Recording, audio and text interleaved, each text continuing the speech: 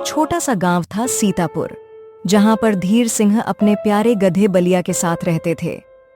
धीर सिंह पहले तो खेतों में मेहनत मजदूरी करके अपना और बलिया का गुजारा करते थे, लेकिन अब उनकी उम्र बहुत ढल चुकी थी और इसी वजह से अब उनके लिए किसानी करना बहुत मुश्किल हो चला था। एक दिन उनका परम मित्र दीनू उनके पास उनसे मिलने आता है। धीर भाई देखो, अब तुम्हारी उम्र हो गई है और कितना बीमार भी रहने लगे हो। तुम ज्यादा दिनों तक अपना ख्याल खुद नहीं रख पाओगे। तुम ऐसा क्यों नहीं करते कि शहर से रवि को बुला लो?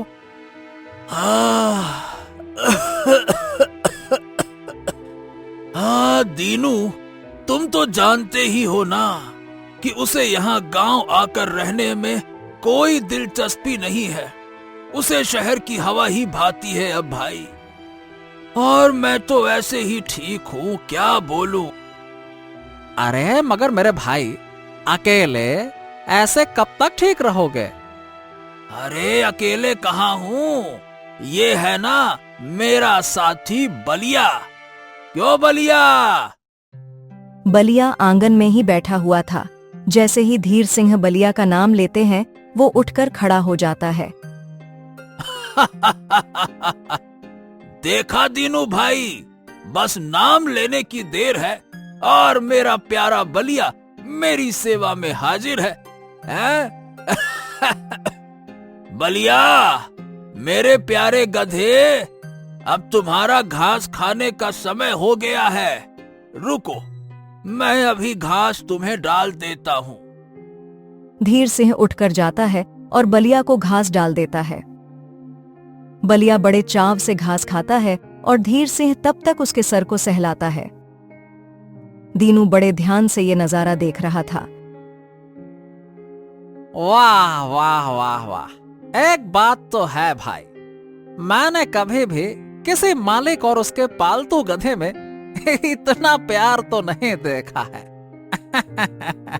चलो, अच्छा है कि तुम्हारे पास अपने बुढ़ापे के लिए एक अच्छा साथी है। चलो, अब मैं चलता हूँ। इतना कहकर दीनू अपने घर चला जाता है।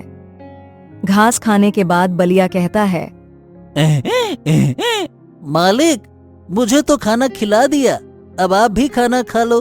रात होने वाली है ना, आपको दवाई भी तो लेनी होगी।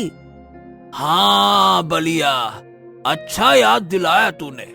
अगर तू ना हो तो मुझे दवाइयाँ खाने की याद ही ना रहे। तेरे बिना मेरा क्या ही होता।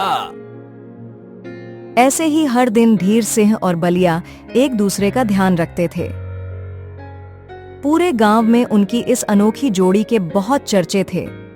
एक दिन धीर सिंह की हालत बहुत बिगड़ जाती है। मालिक, आप तो बहुत कमजोर लग रहे हैं। आपको तो तुरंत वैद्य जी को बुलाना पड़ेगा।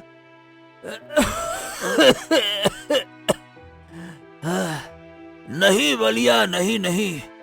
अगर वैद्य जी आ गए तो मुझे बहुत पैसे देने पड़ेंगे। अरे अभी महीने के आखिरी दिन चल रहे हैं, अभी पैसे की बहुत किल्लत है। रवि भी अगले महीने ही पैसे भेजेगा।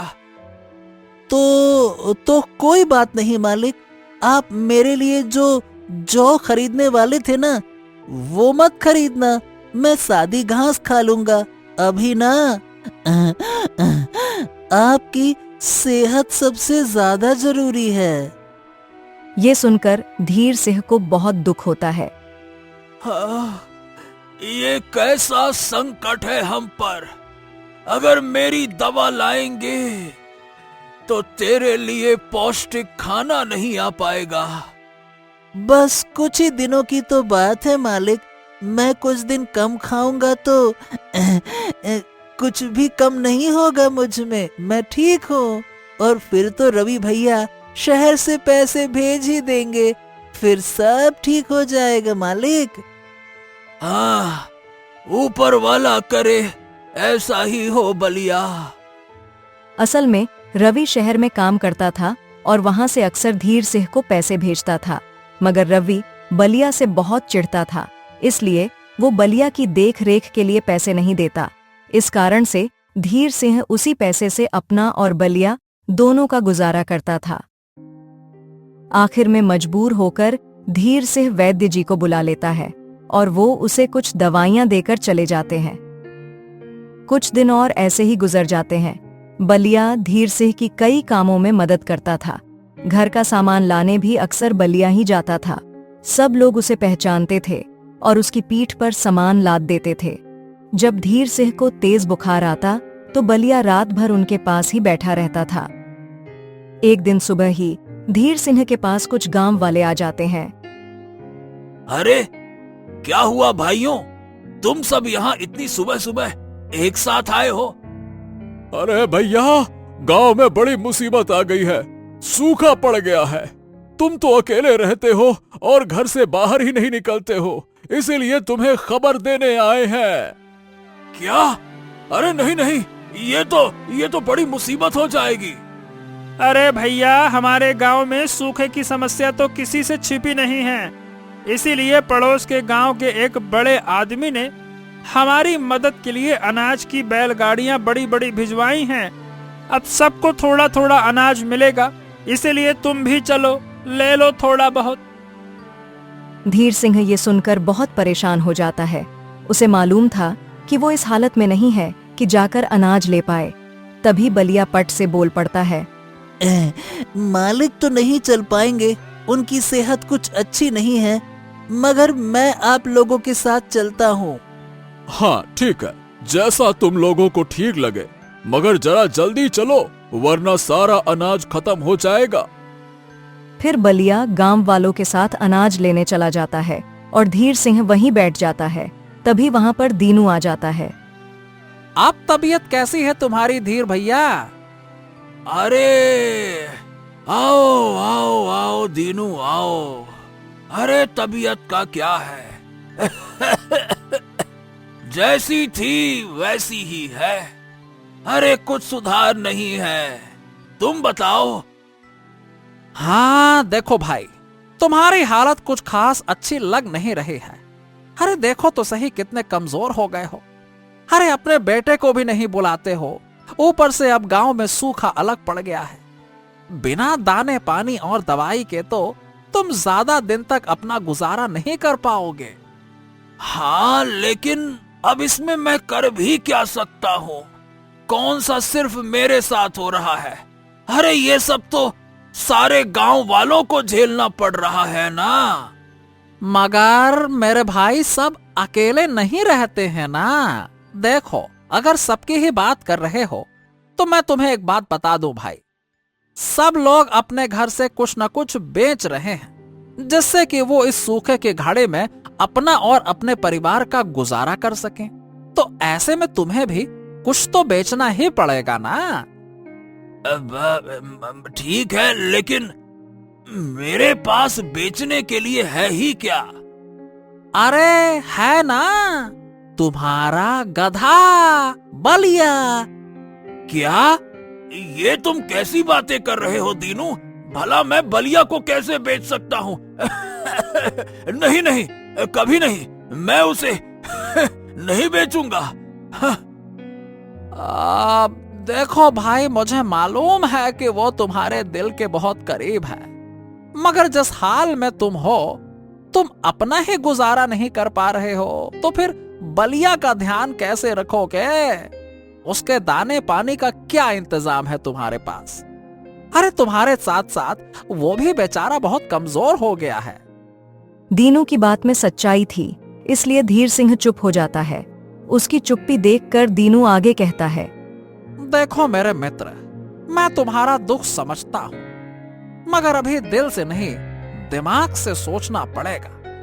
अगर तुम बलिया को किसी को बेच दोगे तो बलिया का भी अच्छे से ध्यान रखा जाएगा ना। कोई गरीब तो उसे खरीदेगा नहीं। अब जो भी उसे खरीदेगा उसके पास कुछ तो धन होगा, और तुम्हें भी सूखे के समय में थोड़े बहुत रुपए मिल जाएंगे, जिससे कि तुम अपना गुजारा कर पाओगे। क्या बताऊं मैं? इस बारे में मैं सोच कर बताऊंगा दीनू, अभी मुझे कुछ समझ नहीं आ रहा है। अरे बलिया को अपने से अलग करने के विचार से भी मेरी तकलीफ और ज्यादा बढ़ रही है। अरे रे। अच्छा ठीक है, तुम समय लो, सोचो। अब मैं चलता हूँ, जब तुम कुछ सोच लो तो मुझे बता दो। इतना कहकर दीनू वहां से चला जाता है। तभी पीछे से बलिया आता है। उसके पीठ पर बोझिल अनाज लदा हुआ था। वो बहुत कमजोर दिख रहा था, फिर भी उसके चेहरे पर मुस्कान थी। उसके दशा देखकर धीर सिंह की आंखों में आंसू आ जाते हैं। ये देखो मालिक, कितना सारा अनाज मिल गया। अब हमें कई दिनों तक कोई दिक्कत नहीं होगी। बलिया की बात सुनकर धीर सिंह उसी वक्त ये निश्चय कर लेता है कि कुछ भी हो जाए, वो अपने अंतिम क्षण तक बलिया को अपने से दूर नहीं जाने देगा। एक दिन बलिया, अरे ओ बलिया, बेटा जरा मेरे लिए पानी का घड़ा खींच कर यहाँ ले आ। अरे अरे रे रे रे रे, मुझे बड़ी कमजोरी लग रही है, वहां तक जा नहीं पाऊंगा। हाँ। बलिया फौरन घड़ा लेने चला जाता है। धीर सिंह सोचता है, बेचारा बलिया मेरे लिए कितना कुछ करता है। मेरी इकलौती औलाद है जो यहाँ झांकने तक नहीं आती, और ये है मेरा असली बेटवा, मेरा कितना ध्यान रखता है। तभी अचानक से बहुत तेज आवाज आती है। बलिया, अरे ओ बलिया, बलिया क्या हुआ बलिया? जब बलिया कोई जवाब नहीं देता तो धीर सिंह खुद ही उठकर जाता है और देखता है कि बलिया घड़ा खींचते हुए लड़खड़ाकर जमीन पर गिरा हुआ है और पानी का घड़ा भी फूट गया है। अरे नहीं नहीं नहीं नहीं, ये क्या हो गया बलिया? उठ बेटा, उठ उठ बलिया, उठ उठ उठ उठ बलिया। धीर सिंह की आवाज सुनकर पड़ोस से दीनू आ जाता है। क्या हो गया धीर सिंह, क्यों चिल्ला रहे हो? सब ठीक तो है ना? अरे नहीं भाई, कुछ भी ठीक नहीं है। अरे देखो तो सही, अरे मेरा बेटवा बलिया चक्कर खाकर गिर गया है। क्या करूं मैं, क्या करूं? अरे घबराओ मत। मुझे लगता है कि बहुत समय से इसने ठीक से पौष्टिक खाना नहीं खाया है, इसीलिए कमजोर होकर गिर गया है। चिंता मत करो, इसे कुछ खिलाते हैं, फिर ये ठीक हो जाएगा। अरे मगर मेरे पास तो बिल्कुल भी पैसे नहीं है, क्या खिलाएं इसे? हाँ, कोई बात नहीं, अभी मैं इसके लिए कुछ लेकर आता हूँ, बाद में तुम मुझे पैसे वापस कर देना। दीनू जल्दी से जाकर बलिया के लिए बाजरे की बोरी लेकर आता है। बलिया धीरे धीरे खाता है और उसकी हालत में कुछ सुधार होने लगती है। बस बहुत हुआ। अरे अब मैं रवि को बुला रहा हूँ, तुम तो बुलाओगे नहीं। ऐसे तो तुम दोनों अपनी जान से हाथ धो बैठोगे और मेरी बात मानने को तैयार नहीं हो। दीनू ने बिना धीर सिंह की एक भी सुने रवि को अगले ही दिन बुलवा लिया। रवि ने आकर देखा कि उसके पिता की हालत बहुत खराब थी। हाँ, ये सब क्या है पिताजी? मैंने आपको पैसे भेजे तो थे, फिर भी आपने अपने लिए अच्छे से दवा और खाना क्यों नहीं मंगवाया? ओ, अब मैं समझ गया।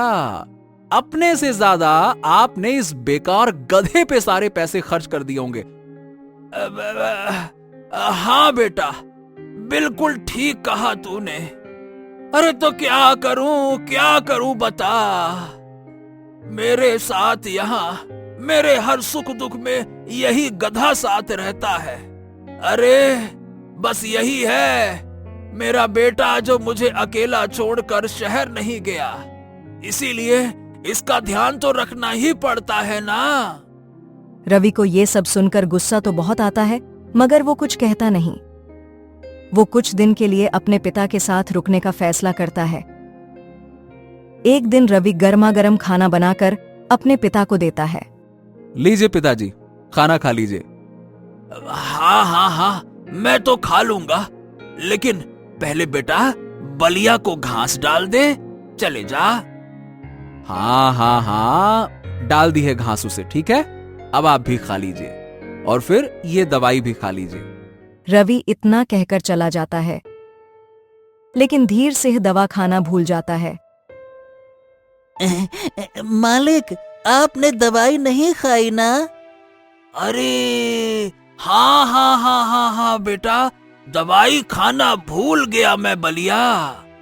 तभी तो मैं याद दिलाने आया हूँ। चलिए खा लीजिए।